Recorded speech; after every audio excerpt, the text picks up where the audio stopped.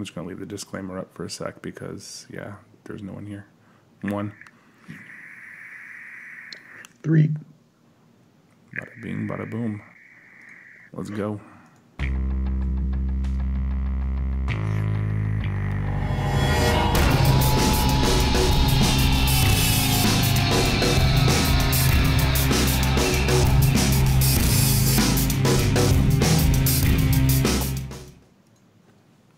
What's up, everyone? Welcome to another episode of VCC Live, your long-lost host, minus Grim Green.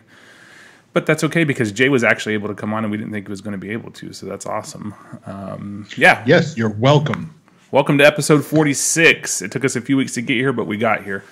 Go over a little quick VCC recap in Tampa. What's in a Cole Bishop? There's a lot of questions going on about that today. San Fran ban, that's pretty self-explanatory, and Ohio. So before we get really dug too deep into it, what the hell's going on, guys? Not a lot, man. Just enjoying the summer. Finally got some good weather. Cool. Doing some stuff at the house, organizing, a little spring cleaning, except for it's summer already, stuff like that. What's it?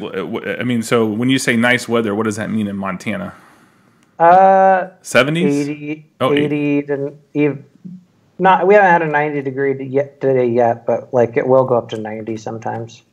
Nice. It's about like in the summer, I mean the winters are awful here, you know, but like in the summers it's pretty nice. Like it's about 10 degrees warmer than like Seattle summers, which are usually pretty, even though it has a bad rep. Cool. So nothing else really happened too much for you lately, or? Well, I had a new tank come out. But oh, nice. I wasn't gonna someone in myself too much. Rob says, Matt, this tank is dope. So what is it? Tell us about it. Dope is good, right? Dope is like hot. Nice. Sure. It's a tank I did, single coil tank I did with Watofo.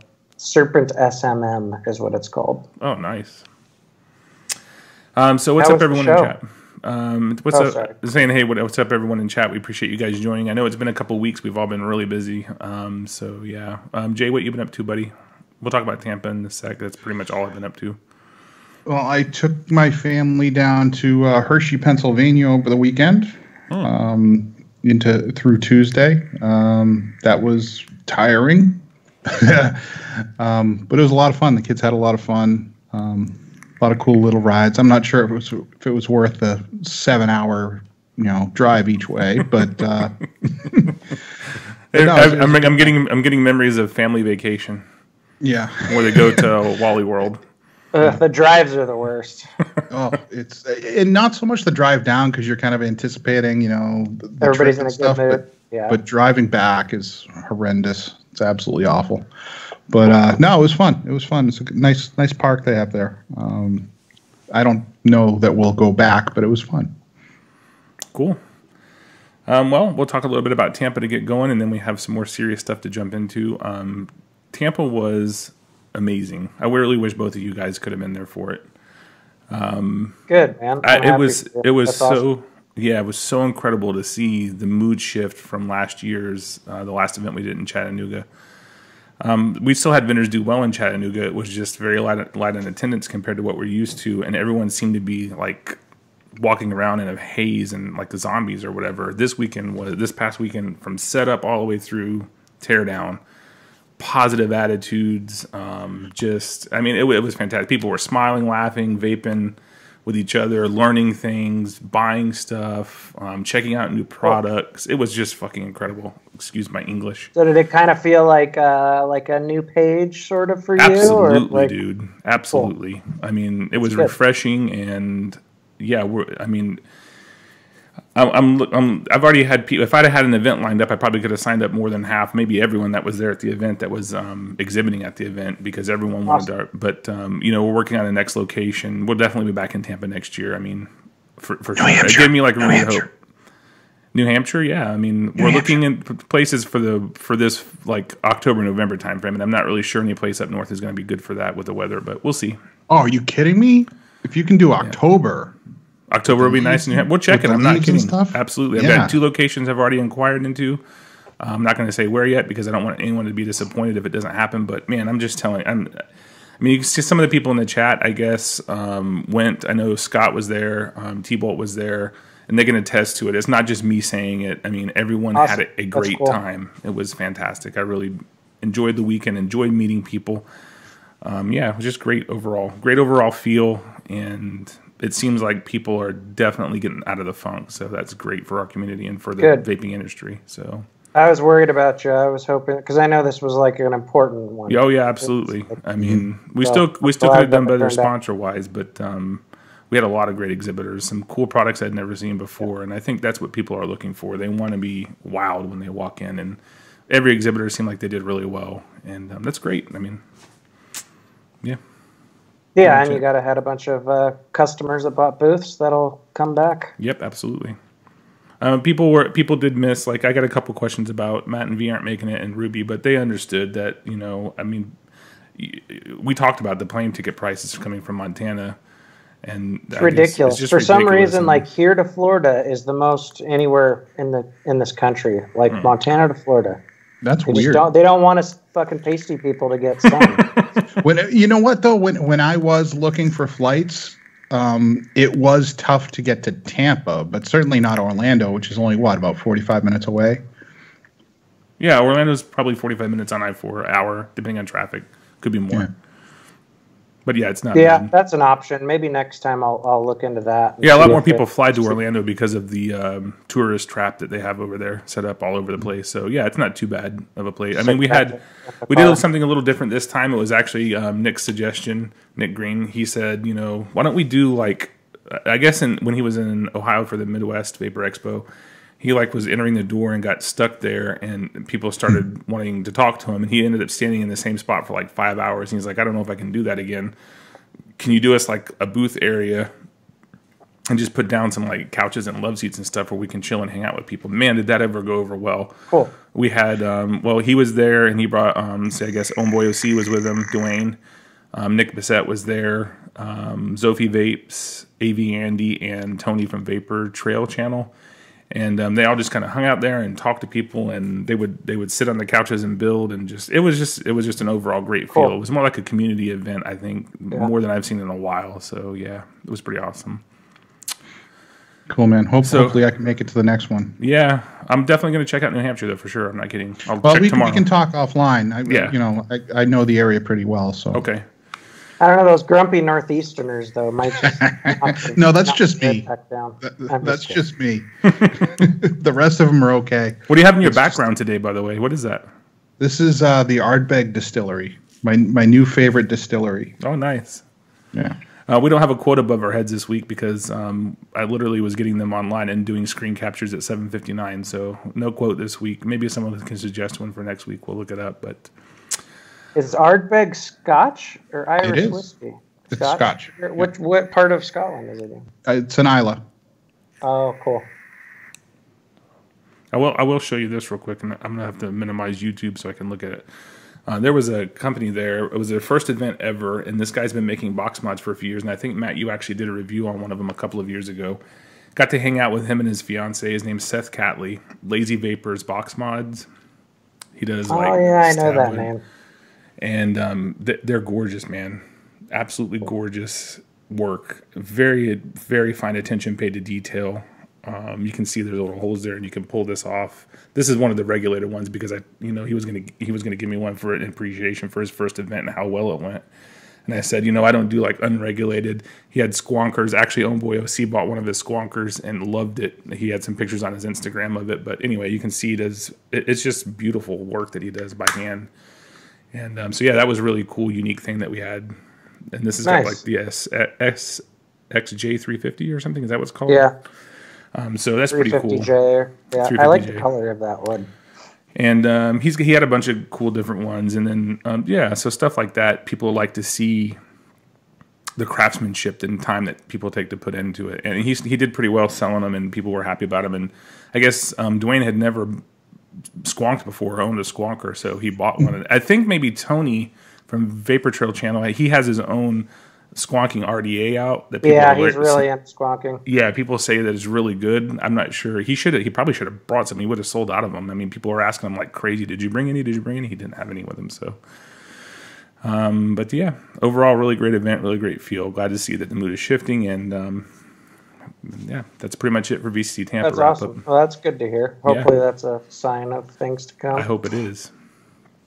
So the first serious thing we're going to talk about, if there's no comments, I didn't check yet. Hey, what's up, Mooch? Good to have you here tonight. T-Bolt says, Saturday was my 5 years with no stinkies, and I was at VCCT. That's awesome, dude. Congrats to you. Congrats, nice T-Baloney. Yeah, everyone's talking just mainly about. Rob says his IPv4 finally died. mine's still living. I've just transitioned on somewhere. I'll probably use it as a backup. I think I still have one of those, or it might be an IPv3. You probably got your. How long's the IPv4 been out for now? I probably got mine 2 or 3 2 years years. ago. 2 or 3 years, yeah. Got your money's worth. Mm-hmm. All right, so first serious thing we're talking about, what's in a Cole Bishop? We've talked about this before and talked about it and talked about it and talked about it. And I actually had a conversation with someone from an advocacy organization a few months ago where there's some ambiguous wording on supporting the Cole Bishop amendment, and they were putting hashtag HR1136 and stuff, and I said I was letting them know that that's too ambiguous and vapors are going to be confused. So there needs to be an absolute clear distinction, because today there was some stuff flying around social media about language that was inserted into the Cole Bishop Amendment, and the amendment is something that is in the Agricultural Appropriations Bill, and that would change the predicate date, yes, but in my opinion, at this point, it has a very, very slim shot of ever becoming a reality. It was cut from the list of riders when they did the budget extension through the end of, I think it's September. So I don't think it really has much of a chance, but there was some language put in there, and I'm going to flip over to the full screen really quickly here and go to, it's on page 100. I'll paste the link in the description. It's on page 100 of this, 99 and 100. It's got some language, and I guess that they included this here that people are all in an uproar about today. So it says, notwithstanding any other provision of law, not later than 21 months after the date of enactment of this act, the Secretary of Health and Human Services shall issue a notice of proposed rulemaking to establish a product standard for vapor products pursuant to Section 907 of the FFDCA, to include but not limited to characterizing flavors and batteries. So I think before it was just mainly focusing on having some battery safety in there, and that was to placate the Democrats from the Cole Bishop from HR 2058 from a couple years ago. And then when they wrote this, they added some language, and people were again, we got to keep one thing in mind: if the predicate date does not get changed, the industry is gone next year, gone. So there are going to be some compromises that have to be made at the political level. I don't know what they mean by characterizing flavors. Does that mean that they just want to? Does that mean that they just want to delineate? I honestly don't know what it means. What do you guys think? I think what it means is, I think that they have no clue what it means. They're just like basically kind of like what they do with batteries. Like, we're reserving the right to do whatever the fuck we want here. Mm-hmm. Well, I think it's vague on purpose. Obviously, my gut tells me that characterizing flavors is kind of a first step, and it'll make it easier down the line to legislate or regulate flavors. Yeah, but here's the thing: in the FDA deeming regulations, they already have that right. It's already in there. They have the right to revisit the issue of flavors at some later point. Sure, but I mean, a lot of this is just grandstanding. Like you said, with the batteries, they're just trying to, make the Dems feel all warm and fuzzy, and it could very well be the same thing just by mentioning flavors. They can say, "Oh, we address flavors in this bill, so it's good to go." Well, even though they're just saying characterizing, right? But characterizing down the line, flavors. Once they put different flavor components into buckets, it makes it easier for them to regulate it down the line. Mm-hmm. Yeah, I mean, I could definitely understand why people would be troubled by that. I mean, people were troubled by the battery part last year, right? Because it is so vague, and basically it's just like a placeholder to be able to come in and do something down the road. Or they have, because with the battery thing, don't they have to put battery regulations forward. Yeah, there's got to be like a time after. Yeah, they want a committee formed, and they're going to do an analysis on the industry and the technology and all that stuff. Yeah, but here's the thing: they already have the right to do all that. They have the right to do all that already anyway. I think, like you said, this is just some language that maybe was put in to placate a certain people. But again, let's keep in mind, this has a very low chance, in my opinion now. The longer we go, and I said this a few months ago, the longer we get away from it not being passed, the Cole-Bishop Amendment, the less and less the chance becomes that it's ever going to make it to see the light of day, in my opinion. Now, why we bring it up today is because some people were saying immediately, do you see this change that was inserted into the Cole-Bishop Amendment? We should stop supporting H.R. 1136. And again, apples and oranges. Cole-Bishop Amendment is here. Not much of a chance of going through ever. H.R. 1136 is here. It's a completely separate standalone bill. And I'll show you, just so I'm going to go back to full monitor. I want to show people this because I don't want people to say, where's he pulling this information from? You can actually go to H.R. 1136 on the 115th Congress's page. I'm going to make sure we're seeing it. Hopefully we are. Yeah, we are. Look here. Amendments, 0. No amendments submitted. H.R. 1136 has not been changed. The original wording is still there. In fact, the only thing that's changed in the last couple of weeks since we've done an episode is it's picked up co-sponsors, which is a good thing. We're now up to 9 Democrats and 67 Republicans. And you can see, I'm not going to go through and read their names, but you can see here, pause the video if you need to. These are the people who have been added in the last few weeks. So, I'll give you a hint, Elizabeth Warren is not one of them. Yeah, shocker. Yeah. I mean, if Cole-Bishop doesn't have much of a chance, does it 1136 really either? I don't think, again, Cole-Bishop, I think, like I said, declining chance of H.R. 1136 may not have a chance, but it does do some things, just like H.R. 2058 did before H.R. 1136 came out. On the record kind of thing? People are on the record as saying, I'm a co-sponsor and I support this type of legislation. It may not help now, but maybe it does have a chance to pass, but the bottom line is we got to support it because we need to change the predicate date, period. And I think that's one thing people always, it's no different to me than the people with the flavor ban arguments. People are saying flavors are bad, it might attract children, but they neglect to mention in the next sentence that, the hundreds of thousands of people are Americans that are dying every year from smoking. So yeah, I try to get that in every episode because it's true. I don't think anyone takes into perspective the grand scheme of things. Flavors may attract a very minuscule amount of teenagers to try vaping. But it's still illegal to sell to them. It is. It's illegal to sell to them. They're going to get even if they get their hands on it, though. Compare that to the thousands of people suffering and dying from combustible tobacco. And I take that back to this: if they add a word or two into an amendment that may pass at some point, is that better than killing an entire industry? What do you guys think? Of course. Yeah, I mean, it's better. I can understand the concern. There's always been concern about the Cole-Bishop language, but obviously it's better than nothing. I have a huge concern. No industry next year. That's a huge concern. Yeah.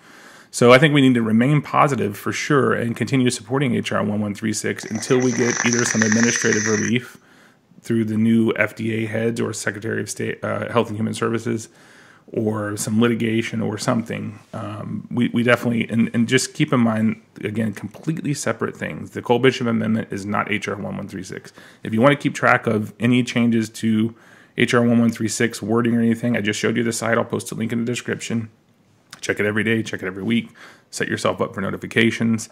If there's any changes to it, I promise you we'll find out who changed it and why, to the best of our abilities anyway. So, I mean, you would assume that if they end up voting on 1136, if that actually happens, that they would end up moving that language over to there to get the same kind of support that they were wanting to get by putting that into Cole-Bishop. But I don't know. I mean, the fearful thing is like, okay, well, and I'm with you. Like, we absolutely, it's better than nothing. That's what this is all going to end up coming down to anyway. We're not going to get it our way on everything. But I think the fearful thing is say Trump implodes after the next couple of years, Democrats get a huge majority in Congress and we get a Democratic president or whatever, because there's always shifts. Yeah. And then all of a sudden, oh, look, there's this open-ended language for us to go in and just blast these fuckers, you know. Well, again, we were handed a slight little, we had some, light at the end of the tunnel when Trump was elected, but, it may end up being a 4-year term only to get things done. So we definitely need to, if we're going to make any progress, like say Trump totally screws everything up and the Democrats take control of the Congress completely and the White House, we're screwed at that point. We have not much of a chance, but it would be much harder for them to undo. Look how hard of a time they're having. Obamacare is not really a comparison, I guess, because it's massive, but it's much harder to undo it for future Congresses and presidents than it is. So we're on a ticking clock here for two things. One, the first is getting the predicate date change, and the second is getting some long-term solution signed into law before, the tide shifts the other way, and we may not have that possibility. I'm having a quick vape. Gizzard Stew says, advocacy really packs in the viewers I see. Pathetic. Hey, we're not doing too bad for being out 3 weeks. 32 watching now when we're usually in the 40 range, and we probably get anywhere from 400 to 700 watches when people aren't watching live. So it's not too bad for an advocacy-only show. We try to keep it entertaining for you, Gizzard. I think we need a woman on the show, man. Yeah. That would take it to the next level. Jay, you could dress up in drag. I could bring Jay just needs drag. I could bring some puppets. Some of us appreciate you guys informing us. I do. Well, we appreciate you tuning in, Gizzard. We really do. And make sure you share the replay link when it gets rendered by YouTube. Oh, yeah, I forgot. Thank you, Nick. Hit the like button and don't forget to share. Absolutely. If you haven't already yet, there's 32 watching. There's 18 likes. Make sure you hit that like button down there. And if you're watching on the replay, make sure you do that as well. We appreciate that. So, just wanted to cover really quickly first, again, the difference between Cole Bishop and HR 1136. Next thing is, and everyone's probably heard about this by now, but again, keep in mind, we've been off for a couple of weeks, so wanted to touch on this really quickly and just get you guys' opinion. The San Francisco flavor ban. And before we talk about it, I'm going to flip over here to the full screen, and there was an article I found on PJ Media. I'm not sure who they are, but it was a pretty well-written article by Liz Sheld. So let me go over to it really quickly here. And I'm not going to, maybe I will. It doesn't look that long. No, I'm not going to read the whole thing. I'll read the part where Greg Conley, I think Greg did an interview with him. Was that them? Yeah. Greg Conley, president of the American Vapor Association, says there is a great deal of evidence that flavors are critical to helping adults quit smoking by helping them disconnect from the taste of tobacco, said Conley, who quit smoking in 2010 with the help of watermelon-flavored e-liquid, the liquid used in e-cigs. Conley pointed to a report by the Centers for Disease Control and Prevention released last week that found the number of high school and middle school students using e-cigarettes fell to 2.2 million last year from 3 million the year before. The CDC also estimates that the number of middle and high school students using tobacco products fell to 3.9 million last year from 4.7 million the year before. Unfortunately, San Francisco supervisors ignored that data and the stories about how vaping was the only thing that helped many smokers quit, he said. So this was introduced, I guess, by one of the Board of Supervisors, Malia Cohen. Says, we're focusing on flavored products because they are widely considered to be a starter product for future smokers. And one of the things that they were mainly focusing on was menthol cigarettes, but also included was flavored e-liquids. Cohen, who further revealed herself to be ignorant on how e-cigs work, said, for too many years, the tobacco industry has selectively targeted our young adults with products that are deceptively associated with fruits and mint and candy. She talks about how menthol cigarettes cool the throat so you don't get irritated. The reporter asked, menthol cigarettes have been around for decades, so why the sudden interest in their harm now? The vaping industry is not the tobacco industry, and there is no tobacco involved in e-cigs. The vaping industry is comprised of large companies, but also a substantial number of small businesses that will be wiped out locally by the ban. Customers will simply go outside the city to buy their juice or order it online. This is a very well-written article, of course, for the vaping industry side of it, but I know you guys have had a few weeks to digest what's going on in San Francisco. What do you think? It's BS. Well, that picture that I think it was Jennifer Coleman took that where they're all up there, celebrating, just got me fucking triggered like a feminist. Like Glance is up there just like celebrating like it's some big thing. I mean, all they're doing is hurting their local businesses. Like, let's be honest. Most vapors will just buy their flavor that they like online now, or, you know, go outside of San Francisco.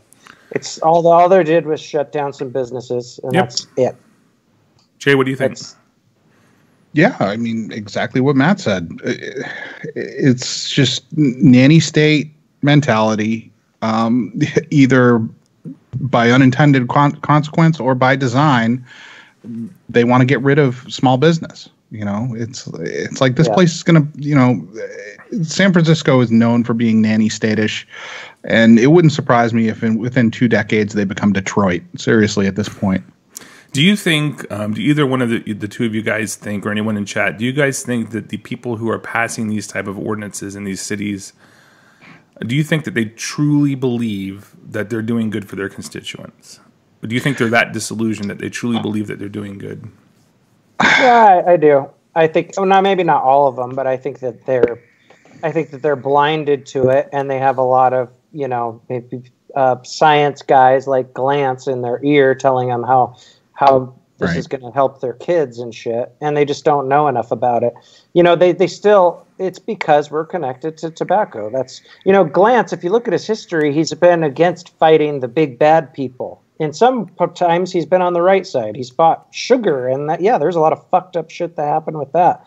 Where I saw a documentary lately with him in it, and but like with vaping, he's just so off base. He can't separate it from cigarettes, even though the science is all there. It's just his brain's too wired to hate anything that has nicotine in it. Mm-hmm. And so, yeah, I think that a lot of these politicians just think that they're doing, you know, from the outside looking in, they see, oh, well, why do these adults need these candy flavors now? You know, they just don't understand. Well, this would be my question for Ms. Cohen, who will probably never see this, but I'm going to pose it anyway, just so you can all think about it. If they're that fucking concerned about kids becoming hooked on tobacco, why not ban all cigarettes in the city of San Francisco? Yeah, I agree. They're not that fucking concerned about it. That's why. because there's nobody lobbying for that. Yeah, but you can't on one hand say that. But politicians don't think in terms of right and wrong and what's best for their constituents. They just don't. They might get into politics for that, but once they're in there and they're in the minutia, they get little birds talking in their ears all the time. And if they ever have any doubt on how they're voting or how they're talking about certain issues, you know, they've got these little birds that'll kind of steer them in a certain direction. They don't even think in terms of what's best for the population. They don't think that way. It's just not part of the job description at all. I mean, the hypocrisy makes me kind of sick to my stomach because, I mean, you look at the FDA's deeming regulations where combustible tobacco is exempt because it was around before February 2005, February 15, 2005, 2007, excuse me. It was around before then, so yeah, it's grandfathered in, and it kills more fucking people than anything on earth. Seriously? You're not that concerned about the public health. It just bothers me when they use that argument.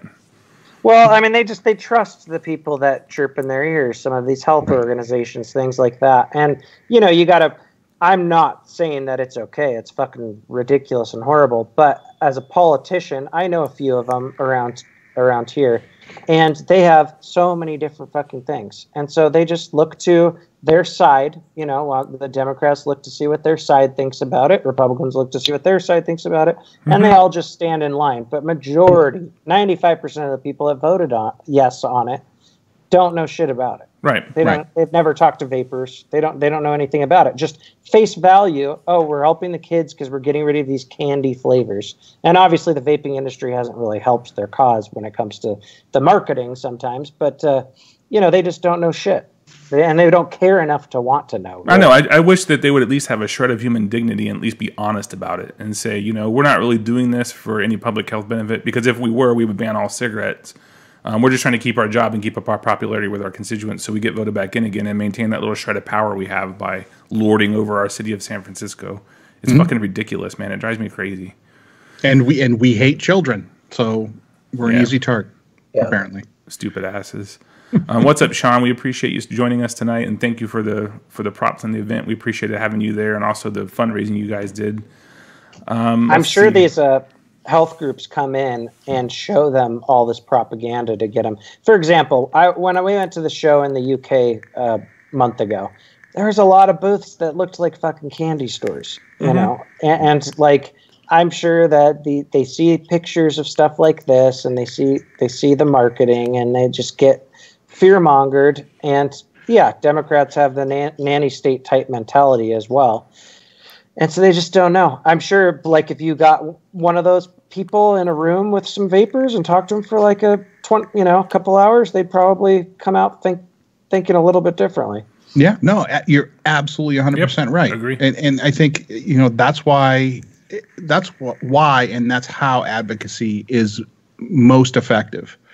Is when you get into those back rooms and have actual conversations with these people. Because normally you'll find out even the most left-leaning Democrat, you get them into a back room, outside of the limelight, and you will see the light go off turn on in their head, and they'll say, "Oh my God, like you're absolutely right," And that's what sucks so bad about our political system too, is because a lot of these politicians really aren't allowed to have any individuality. They get bullied by their party to stand in line. Yeah, by the party, by the lobbyists. I mean, it's not even necessarily bullied. It's just you're a product of your environment. Yeah, it's just something you do. It's just like peer pressure. The people that talk to them the most are lobbyists for industry. It means their job too. Like, if you don't fall in line, we'll fucking put a bunch of money on somebody that's running against you in the primaries. I can say I've been in a couple of those backroom meetings in Tallahassee, and there was a particular politician whose name I'm not going to mention, but maybe at some point one day he'll actually be on our side. But they'll give you lip service, and you can see the change in their eyes and how they're truly believing in you. And they'll say one thing, and then not 10 minutes later in the committee meeting do something different. So yeah, that's happened to us too. In Massachusetts. We've sat on the health committee chair. We've sat with the health committee chair in Massachusetts on the Senate, and he definitely he tended to side with us. And yes, no, you're absolutely right. I think I understand where you're coming from, and then he turns around and calls us big tobacco on the floor. So if they actually spent just 10 minutes thinking about it, stepping back for a second, all they're doing is hurting their local businesses. They're not changing shit. Exactly. I mean, it's probably easier for the kids to buy stuff online anyway if they are vaping. There's ways around it. So it's like they're not helping anything. Yeah, I saw, and actually Nick Bissett commented in the thing. He said, "Candy King," I think Candy King, cough cough. Oh, so I mean. I think that the people with those kind of labels on their e-liquid and stuff, they definitely need to change. But I don't think it would stop the witch hunt for politicians. You're right. It would probably still be and that's my position on this whole Candy King thing. The witch hunts need to stop on Facebook, on social media. I was listening to Kevin's show from I think it was earlier this week or last week. Not me. And he actually had. Sorry, not you, Kevin. Kevin Bowers from VP Live. Yeah. And he actually had the guy on from Candy King, and he seems like a really reasonable guy. I just don't think he was as aware. So he's certainly looking at changing his branding, but at the same time, nobody from any advocacy organization and no vapors actually called his company to inquire about why his labels or why his branding is set up as such. Why doesn't he change his packaging? Well, that's what he says. It was all a Facebook witch hunt because they're a very popular e-liquid right now. And they were an easy target with what's going on in San Francisco. Well, they're labels that were actually being used in some of the propaganda by San Francisco. I'm not defending them at all. I think they definitely need to change them, but I think it was their marketing tactic. They would find other excuses. My whole point of that behind we're that not helping ourselves. No, but my whole point behind what that was, even if we had all white labels with black writing only on it, I still think we're not. They're still going to try to go after flavor bans. That doesn't excuse companies like Candy King and other companies with cartoon characters and obvious marketing to children. Now, children can't buy it, but my point is if you actually want to make a difference, instead of putting them on blast on Facebook to get yourself popular, call the freaking company. Yeah, I agree. You know, if they get enough calls directly to the company, they're going to make some policy changes. Right. Yeah. But I think that's what some exactly of the people what are trying they're doing. to do. But even if they make this singling out of particular e-liquid manufacturers, mod manufacturers, whoever, it's just so counterproductive. Yeah, I think they would go after us anyway, but it definitely doesn't help us when it comes to public opinion. Too. No, it doesn't. You know, you see articles where they right, but show also, these pictures. Also but yeah, I agree. The witch hunting thing we've been doing. Sharing negative comments on Facebook. Well, we've screwed ourselves in a lot of ways with that. Look at diacetyl. You know, like we put the shit out there the most sometimes. And now nobody cares. No, you know, we used to care about a lot of sucralose in e-liquid. We used to care about a lot of diacetyl in e-liquid. Now nobody gives a shit. Yeah. But the damage has already been done. Well, I think companies who do shit like this, you can't tell me that. I've never met the gentleman from Candy King. Maybe he's a great guy, and I've never met the people who do all these other one hit e-liquids that blow up and they make millions of dollars and then they're gone because they're all really sorry that they put out these bad labels and they didn't realize the impact it was having. Bullshit. Fucking you did know. Yeah. You knew exactly what you were doing. We're going to come out with this e-liquid. We're going to sell a shit ton of it. Then we're going to look like the good guy when we rebrand. Fuck that. I don't know. No, I'm with you there. I mean, but you know, you're talking. You should have never done this shit to begin with. That's my point. Yes, but I totally agree. But you're also talking to a guy who hasn't bought a bottle of e-liquid in probably 5 years. So yeah. Well, it's because you make your own, but you do it responsibly. Yeah. And don't tell me that when you weren't thinking about doing the labels, you weren't thinking to yourself, you know, we're going to make reasonable labels that are going to be perceived well. All these people know that shit. All old school e-liquid manufacturers think that way. It's common sense. It's seriously. You don't need to think 2 times about it. I mean, it's ridiculous how common sense it is. Yeah. And these people that don't get it, yes, it looks bad for us as an industry, but also our own witch hunts, like you guys said too. We make things a lot. Sometimes even we bring way more attention to shit than we need to. Right. Work with them. Don't you don't have to put them on blast. I definitely understand and make them even more popular. You know, and bigger targets for government. You know, you're not doing anybody any favors. Well, I made the mistake of doing that once a couple years ago, and it didn't do anything because it also gave the guy more notoriety and he got more customers from it. That's exactly what it ends up doing. You always have the people that are like, I don't agree with this, you know, and then they go the other way. Well, there's a saying my dad used to say. I think it was my dad when we were little kids. It was like the road to hell is paved with good intentions. Mm-hmm. So you can have the best intentioned things, but all you're doing really is blowing these companies up and making them a shit ton of money. So I agree with what Jay said. If you're that concerned about it, give them a call and tell them, and you know, maybe just encourage people to call them and say, hey, look, we really don't. We've been vaping for X amount of years. We vaped a lot of liquid. We'd be interested in trying yours, but we can't stand to buy it because of your labels. You need to change it. And maybe those, you know, calls to those companies that are doing it. And also, in fairness, I've never even seen their labels. I've never even seen their branding. I'm just going by. I have. By what I've. We had a couple at the event this week. A couple of distro companies that were carrying it, and I went by and asked them to take it off their shelf because we try to keep as much of that stuff out of VCC events as we can. And they had no problem with it. They were like, "Yeah, cool. It's no big deal, dude." They took it off. There was no issue at all. So. I mean, if every event organizer did that as well, I think it'd be a lot better. But anyway, that's San Francisco. We've been fighting forever, and it's just like it's a losing battle for us. Yeah, I mean, it's just gonna for as long as it's just like any kind of market where for as long as people buy that shit and are attracted to it, there's gonna be some businessman that wants to make money off of it. And even, philosophically speaking, in a perfect world, it wouldn't matter how people are designing their labels and their branding because it's illegal to sell to somebody who's under 18 or 21, depending on where you live. So it's really, there's no logical argument against the flavors or against the branding. as far as laws and regulations go. There's no logical argument for it, but it is a PR nightmare. Absolutely. Well, I mean, I think we need to have. This is why I say we need to have fair and reasonable regulation at a federal level. The reason why these companies are doing it is because there's no guidance for them telling them they can't. Yeah. And if you don't have rules telling people you can't do something, you can bet your sweet ass they're going to find every way to maximize capitalism to their benefit and make as much money as they can doing whatever they can.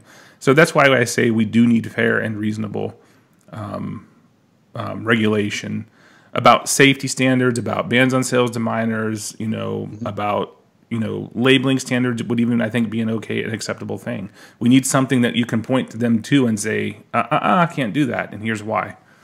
Right. Yeah. So that's the only thing that's the only thing that would ever stop it. Clear guidance and reasonable regulation. Exactly. But that's a pipe dream. Exactly.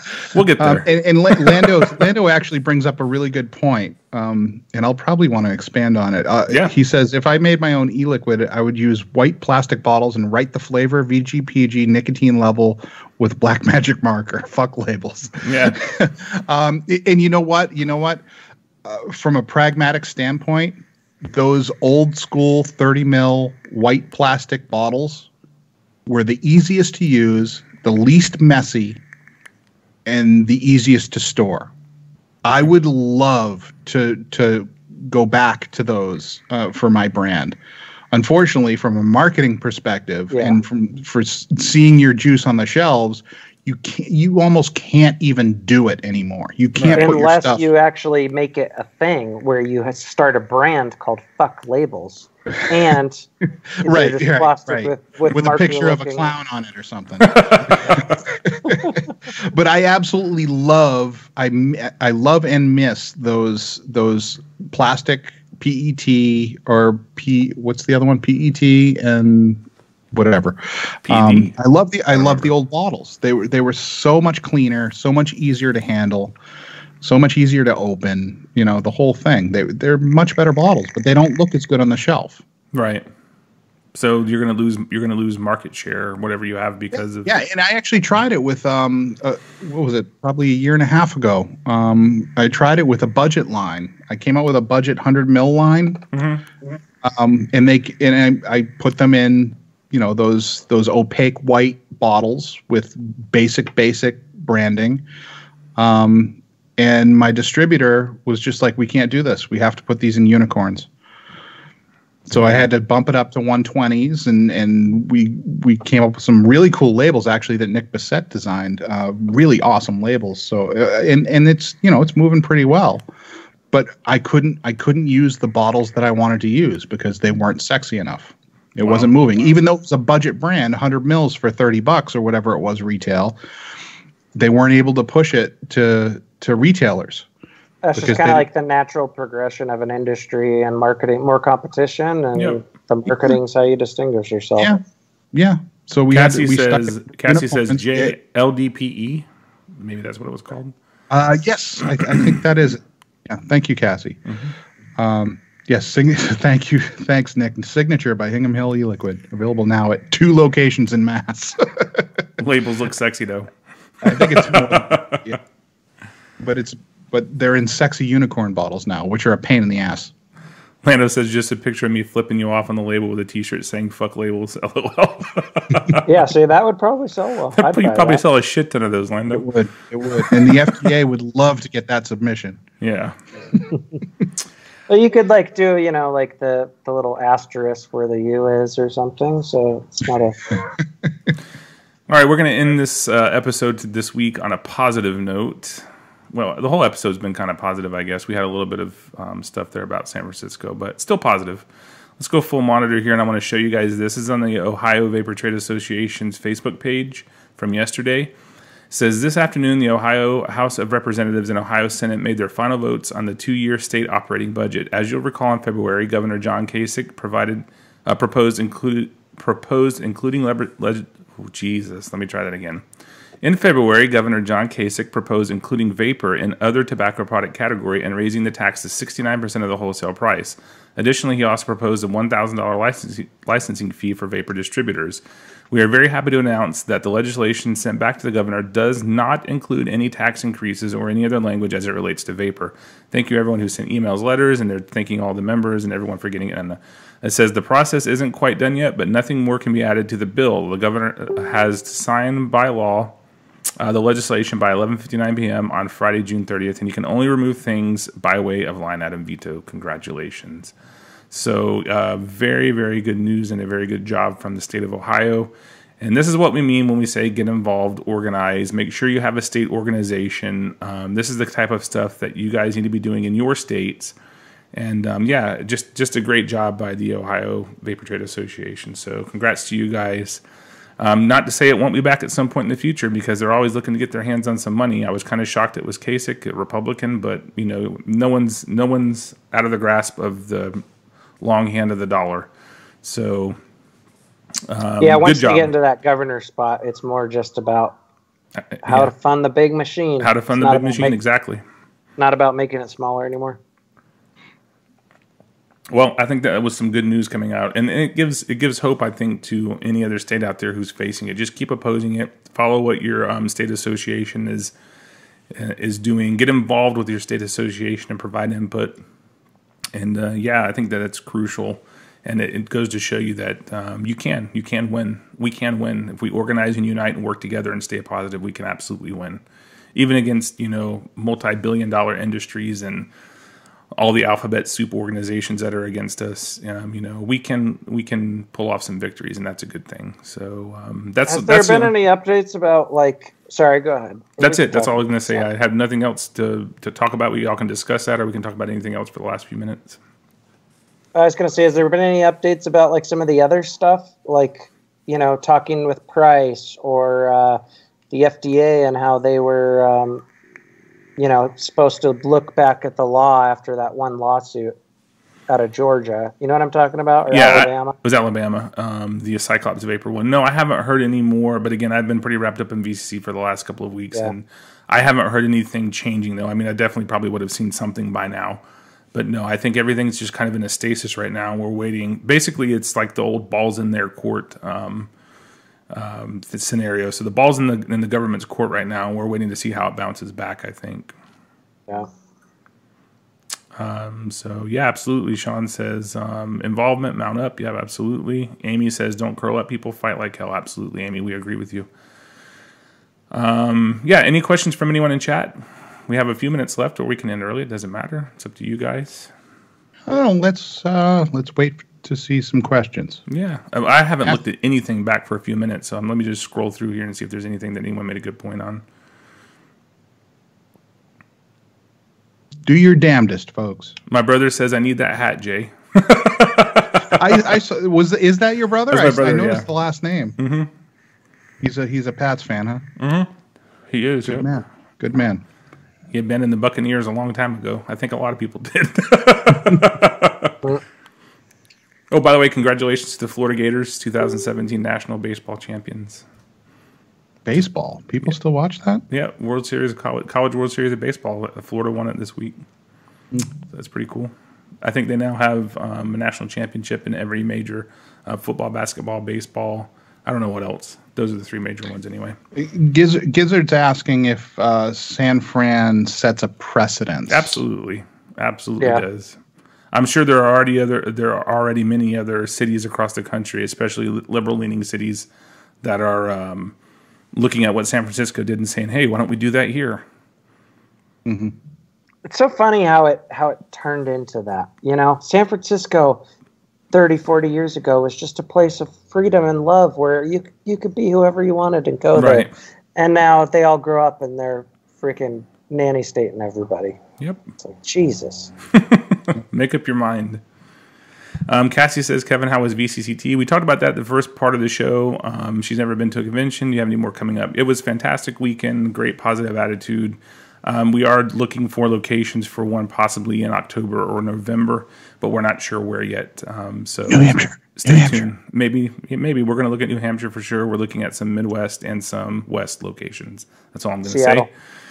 Seattle is not possible. I have tried for 3 years and I cannot make it happen, dude. There is just nothing around Seattle or Portland. Nothing. So this is an interesting question. Joshua asks, Kevin, are you going to get some DIY vendors for VCC? we had a fantastic DIY vendor there this past weekend. Wizard Labs, one of the original DIY vendors in the country. Very, very nice people, very cool people. If you guys are DIYing and you haven't checked them out, I think it's wizardlabs.com. Just Google Wizard Labs and you'll find them. Fantastic people. They have some quality products. I even tasted some e-liquid that they had that someone mixed using their exclusive products. And man, it was freaking really good. It was like an Irish cream something. I don't remember what it was, but it was really good. So yeah, we only had the one. We only had Wizard Labs, but I mean, it's a one-stop shop pretty much. They have about everything you need. So I would say it's funny you bring that up because one of the very first DIY vendors out there is called One Stop DIY Shop. Oh yeah, I've heard of them actually. They were around almost from the beginning. Yeah. Yeah, we had some great company, Sean, at the event this past weekend. Wizard Labs was the only DIY one, but again, the great company, great people. Make sure you check them out. Midwest would be awesome. The thing is that we can't just say this is the city we want to go to and that's where we end up. We have to find a facility that's large enough that will let us vape indoors and that's easily in and out transportation for the multiple vendors coming. So it's a little bit tougher, I think, than most people think to make all those things come together into a perfect storm of a weekend that is an event. And we've done 10 events now, and logistically, I cannot believe this. I'm gonna knock on wood. Have never ever had an issue. They've gone smooth. I think it goes to the planning that we put into them. They've gone smoothly for setups and breakdowns and the public in and out and stuff. And I think we are going to change one aspect of our events from here on out, though. We only had a 3-hour B2B session on Saturday this past week in Tampa. I think what we're going to do is we're going to do the whole first day, like 11 a.m. to 6 p.m., we'll do a B2B session. And then the second day from 12 to 6 on Sunday, we'll do open to everybody, general public and businesses as well. That's probably the only big change that we're going to make to our schedule. I think you should do Hawaii next. Hawaii is, yeah. Someone actually mentioned that to me, and then I proceeded to tell them how strict they are on vaping. I don't think there's any chance we could vape in Hawaii. Well, it would definitely cost a lot of the companies money to get there, too. Oh, yeah, I wouldn't be able to do Hawaii. Honestly, if I can't drive to it at this point, if it's not under 6 hours to get there, I'm probably not going to be able to do it. Lando says, anybody heard any news with Wisconsin? I read what Casas said, but I'm not seeing anything else. Not really sure, Lando. What about you guys? Matt, Jay? What was the question again? Anybody heard any news with Wisconsin? As well. Yeah, I don't know. Wisconsin. Amy says, love VCCPA last year, first and only event. Yeah, I don't think there'd be any more VCCPAs, at least not in Pittsburgh anyway, since Allegheny County banned vaping indoors. So, yeah. It depends. I have to say, though, driving through Pennsylvania again, that is such a beautiful state. It's such a shame that the politicians are absolutely ruining it. Yeah. It's so beautiful there. Rob says you had a flavor extract company there as well. We did. They are, I guess that would be a DIY element. So you're right, Rob. I should have mentioned them. Amoretti, Amoretti. Check them out. They have some great flavors, and they were pretty popular. I'd love to check them out, but I'm not allowed to come out with any new flavors. So what's the point? Wink, wink. It was soft launch on August 7th. Oh, that's right. I remember. Amoretti? What? Amoretti. Yeah, they had some really good. They're a food company, but they're getting into they have flavor extracts and stuff, and they were pretty popular. I mean, a lot of people were stopping by and chatting with them. There's one little interesting topic. I have a question for you guys. Mm-hmm. Well, like for example, my tank, we did do the whole soft launch thing because we did start working on it before August 8th. That just came out and then took our sweet time, but. What do you guys think about the witch hunts going on these companies that are releasing new flavors? Do you know what I'm talking about? Yeah. Seen that a lot on Facebook lately. I think that's between the company and the FDA. If they get screwed in the long run, that's their problem. Yeah. There's actually people that are turning people in to the FDA. Well, and that's what the FDA is going to be relying on is industry competitors turning in companies. I mean, that's just the way it works. I mean, I see how maybe some of them are upset, especially if they're another juice vendor and they're playing by the rules and somebody else isn't. Totally get that. But going and like narking them out, like that's That's what the FDA is going to be relying on. Absolutely. They don't have the manpower to police that themselves. They would have to audit every single juice maker every single season in order to discover them. They're going to be relying on people dropping a dime on other juice makers. Yeah. Well, I think some of these people are subscribed to the philosophy, the ones that are coming out with liquids and any products really after August 8th, that it's better to ask for forgiveness than it is permission. Well, exactly. And like some people are taking the stance of, well, they're going to ruin it for the rest of us. Like the FDA is going to come down on us even harder because this is they're not. No, they're not. They can't come down on us any harder than they already are. Exactly. Yeah. Here's my position on that. All the classic juice makers, we got into this to develop flavors. The FDA has taken that away from us. And I'll be frank with you, I fucking hate just making juice. Yeah, same old. I hate it. I got into this to develop new flavors, to test them, to get people's input, to adjust them, all that stuff. The FDA has taken that away from me. And if somebody else is willing to poo-poo the law and just say, I don't think so, Jay. I think it'd be smart on your part to have a shit ton of new flavors ready to release as soon as we get this shit changed. I probably have 300 or 400 flavors that I've developed over the years. I could re-release stuff that's been out since 2010, but that's not the point. I want to release new stuff. I know, that's what I'm saying. Come out with new things, dude. With new flavoring manufacturers, I'm working a lot. Over the last 2 years, I've worked a lot more with flavor art than I ever have, probably since 2012. What's the fine for putting out a new flavor right now? What would the fine be? Do we know? We have no idea. I don't know. I mean, I'm just I would never urge anyone else to break the law or anything, but I just am at the point where it's like, if you can't beat them, join them. And you know what? I have ideas bouncing around. I may come out with some new stuff, over the next few months or whatever. I don't know. But my biggest sellers are still my oldest recipes from 2010. Yeah. So, it's not necessarily going to equal more money in my pocket, but maybe I'll have a little more fun doing my job now. Yeah, exactly. Gizzard says, Kevin, have you ever approached Indian reservations as venue opportunities? Absolutely. I was looking to hopefully do one in the Pacific Northwest. And they came back and said they wouldn't allow us to vape inside. So I check all opportunities for any facility that would meet what my standards are for a VCC event. And I don't care if they're public or private. But again, those same criteria have to be met. It has to be a certain size, has to allow vaping indoors, and has to be easily accessible by travel. So, I mean, if it's an Indian reservation in Washington that wants to do it, but it's a 4-hour drive from the closest airport in Seattle, then that's probably not practicable. So, right. No, I'm still, Nick's saying outdoors. Me and my buddy Vash back in probably 2011, 2012, we talked about doing like a vaping camping trip meet back when vape meets were actually meets and not like full-fledged conventions. I would still love to see some sort of. Yeah.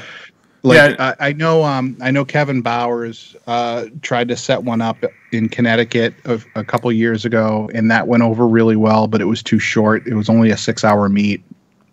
Well, in England, they have that Vape Fest, and that's always goes over really well. It's like an outdoor festival type. Yeah, thing. I would really love to see something like that at some point. Well, like again, just a huge campground with a big field. I mean, the logistics are going to be a nightmare, but something like that, And when I want to do the next one, which would be October, November, we're definitely moving. You can't really do that. Exactly. South or west, you could probably, but I think the southeast is kind of done out. And anyway, we'll figure something out. And I'll have Nick from Daily Vape TV when I buy property, if I ever buy property, you can do one in Montana. Absolutely. Bring some goats out, some fine strapping Montana women. We'll get Jimi Hendrix to Look like Amish ladies. I'm sorry, did you say some goats like Tom Brady?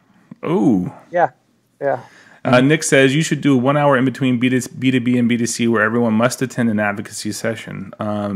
It's easy to say from your perspective and from anyone else that's attending, but if me as an organizer tells them something that they must do, that's not going to go over very well. They paid money and spent a lot of money getting out there and bringing product and stuff, and One thing I've learned from doing advocacy sessions is you can encourage people to come, but those that really truly want to be there and learn will be there and learn. And I'd rather have less people who are more interested than a lot of people who are just looking at their Facebook while they're trying to, acting like they're pretending to be interested in advocacy. So Yeah. I think the advocacy session this past weekend at Tampa was full. It wasn't overcrowded, but the people that were there asked some good questions, and we had a really, really good discussion. So I'm happy with it. I'm happy with the way that it went. And asking people to leave their booths and stuff, too. A lot of people aren't comfortable. I mean, they leave them overnight because we have 24-hour security in the hall, of course. But, I mean, I don't know how, if I would say, okay, let's abandon our booth because not everyone's going to go. Even if you say you have to go, they're not going to go. And I wouldn't leave all, thousands of dollars of product lying on a desktop that's going to walk away because you want to listen to the advocacy session. So we've tried a lot of things with advocacy sessions, and I think what we do works, and we typically have a decent turnout and a really good dialogue. So yeah, there's no perfect answer. There isn't. Something like that. There really isn't. But you've always done a great job. Actually, at the latest event at Foxwoods, they actually put forth a decent effort, which was encouraging to see, and it was actually pretty well received. Granted, they had some big names there. They had David Gorlitz there, and a couple others. So it is encouraging to see that most of the events at this point are at least paying some sort of homage to advocacy. Geez, wonder where that started. Yeah, well, that's what I was just going to say. Thank you for blazing that trail. It took a little while to get there. Definitely changed a lot since people got scared shitless too. Yeah. We did advocacy before advocacy was cool. And the one thing about advocacy is, again, it's something you have to want to do. No one's going to make you do anything that you don't want to. Nick says, in any case, make sure you do a lounge area for YouTubers, vape personalities at every VCC. Absolutely, dude. From here on out, we'll have one, I promise you. Awesome. Give me a reserved couch, even though nobody's going to know who the hell I am anyway. No, you can go chill with them. It was a really good time. I only got to stop by a few times because I was busy, but people were having a great time. That would be really nice. That's the I'll buy a new Stanley helmet. Standing there all day, my back kills me. All right, guys. Well, I think that's going to wrap it up for us. We appreciate you tuning in, checking out what we have to say. Hopefully you learned something. Hopefully you share the video. If you're watching live now, please make sure you hit that like button before you leave the YouTube area. And I'm sorry, I just hit the mic. And share the link when it gets up. Probably I'll have it shared on the VC Live Facebook page tomorrow around noon usually. Maybe later tonight if it's done. But any closing thoughts, Jay? Chin up, folks. We'll get there. Yep. Matt? What Jay said. He's just full of great lines. I'm hoping that laugh didn't break your eardrums. I hope my audio was better tonight, guys, by the way. Could you hear me okay? I've been getting the fluctuation thing, so. You sounded incredibly sexy tonight. Ooh, nice. Not just sexy, but incredibly sexy. Mm-hmm. All right, guys. Well, we hope you have a good weekend. Make sure you're doing something to get involved with advocacy. 42 million smokers depend on us saving this industry so that they have an opportunity to quit just like we did and live a safer lifestyle.